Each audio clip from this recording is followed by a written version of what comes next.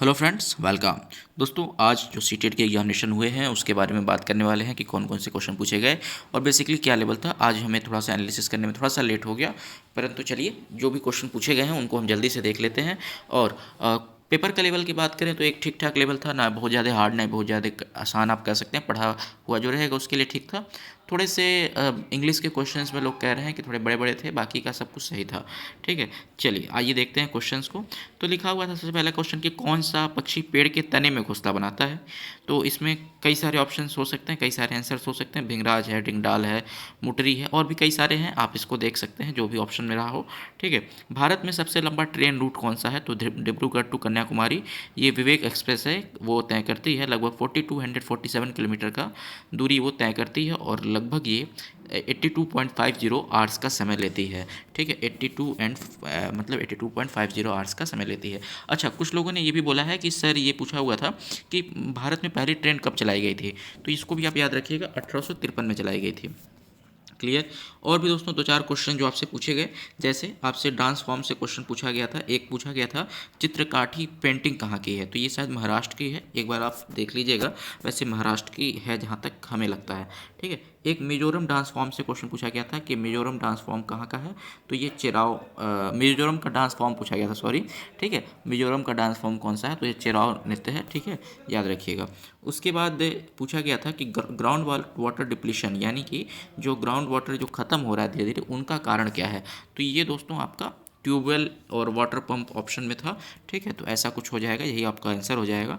हिमाचल प्रदेश की जनजातियाँ पूछा हुआ था, जनजातियाँ कौन सी हैं या फिर निम्न में से कौन सी जनजाति आपके हिमाचल प्रदेश की। तो आप देख लीजिएगा, कई सारी है, किन्नौर है, लाहौल है, ऐसे करके कई सारी हैं, गद्दी, गुर्जर आदि आदि, देख लीजिएगा जितनी भी जनजातियाँ हैं।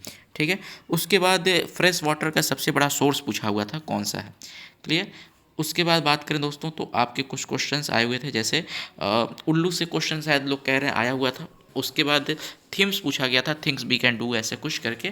ठीक है, इससे समथिंग रिलेटेड। ठीक है, और पूछा गया था दोस्तों, ऐसे जानवर जिनके आगे के दांत नुकीले, धारदार और तेज होते हैं, वो कौन सा भोजन, किस प्रकार का भोजन करते हैं, कैसे होते हैं, सर्वाहारी होते हैं, शाकाहारी होते हैं या फिर मांसाहारी होते हैं, कैसे होते हैं, इस क्वेश्चन को पूछा गया था। ठीक है, फिर आगे के क्वेश्चन पूछा गया था कि भाई प्री ऑप्शनल एज के क्वालिटीज़ क्या क्या हैं, इस पर आपका क्वेश्चन एक आया हुआ था। ठीक है, वाइगोस्टी से कहा जाए तो इसका जो था ये था कि कौन सा विचार पहले आता है, ऐसा कुछ था कि भाषा या फिर ऐसे कुछ करके इसका क्वेश्चन था, कौन सा विचार पहले आता है, ऐसा कुछ था। ठीक है, पियाजे के अनुसार कौन सा कथन सही है, यानी कि पियाजे से आज 2 से 3 क्वेश्चन पूछा गया था, कौन सा कथन सही है ऐसा, या फिर कौन सा पियाजे के अनुसार क्या सही है, ऐसा कुछ पूछा गया था कि सामाजिक उपकरण, सांस्कृतिक उपकरण, इसका ये आंसर सही हो जाएगा। क्लियर। जैसे पहले में दे दिया था कि सामाजिक उपकरण, दूसरे में सांस्कृतिक उपकरण, और नीचे लिख दिया था कि ए और बी दोनों सही है, ए बी सी तीनों सही है, ऐसे कुछ करके। तो इसमें ए और बी वाला सही था शायद, जहाँ तक लोग बता रहे हैं। ठीक है, उसके बाद मिडिल चाइल्डहुड की क्वालिटीज़ पूछी गई थी कि कैसी क्वालिटीज़ होती है। गार्डनर के माध्यम से भाषा के विचारों को व्यक्त, ऐसा कुछ था, गार्डनर थ्योरी से था कि भाषा के माध्यम से विचारों को एक बच्चा जो है व्यक्त करता है, तो वो कौन से स्टेज में है, या फिर ऐसा कुछ पूछा हुआ था। ठीक है, और एक कोहलबर्ग से भी क्वेश्चन था कि एक बच्चा दूसरों को दूसरे की बातों की उपेक्षा करता है, यानी कि उनकी बातों को नहीं मानता है, परंतु फिर भी वो उनके कामों को या तो डर के उससे या फिर किसी चीज़ से करता है, तो ये उसका कौन सा स्टेज है। तो ये फर्स्ट स्टेज में शायद आता है, देख लीजिएगा एक बार। ठीक है, फिजिकल डेवलपमेंट के लिए उत्तरदायी क्या होती है। ठीक है, फिजिकल डेवलपमेंट के लिए उत्तरदायी कौन सी चीज़ है, तो उसमें ऑप्शन में था हेरिडिटी या फिर आनुवंशिकता, तो ये आपका राइट आंसर हो जाएगा। ठीक है, एनईपी से लगभग लगभग दोस्तों 3 से 5 क्वेश्चन लोग कह रहे हैं कि पूछा गया था, हर एक सेक्शन में मिला करके, मतलब हर एक सेक्शन में, इंग्लिश में भी, मैथ्स में भी, सब में आपका एनईपी से क्वेश्चन आया हुआ था, हिंदी में भी। ठीक है, एनसीएफ से मैथ में क्वेश्चन कहा जा रहा है, पूछा गया था।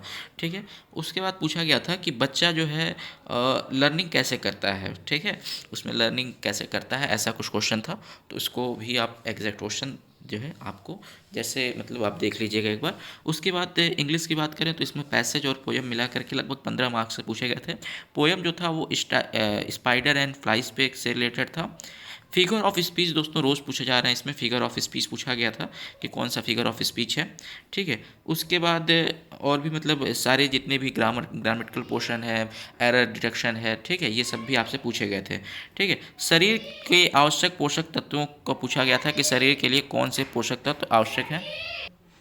ऐसा कुछ पूछा गया था। तो ये क्वेश्चंस दोस्तों, और चित्रकाठी पेंटिंग और मिजोरम डांस फॉर्म्स, ये सब हो गया चिराव के बारे में। ठीक है, ग्राउंड वाटर डिप्लेशन, ये सब आपको मैंने बता दिया। ठीक है, तो कुछ इस प्रकार से क्वेश्चन आपसे पूछे गए थे, देख सकते हैं आप। ये लेवल था आपके आज के क्वेश्चंस का। धन्यवाद।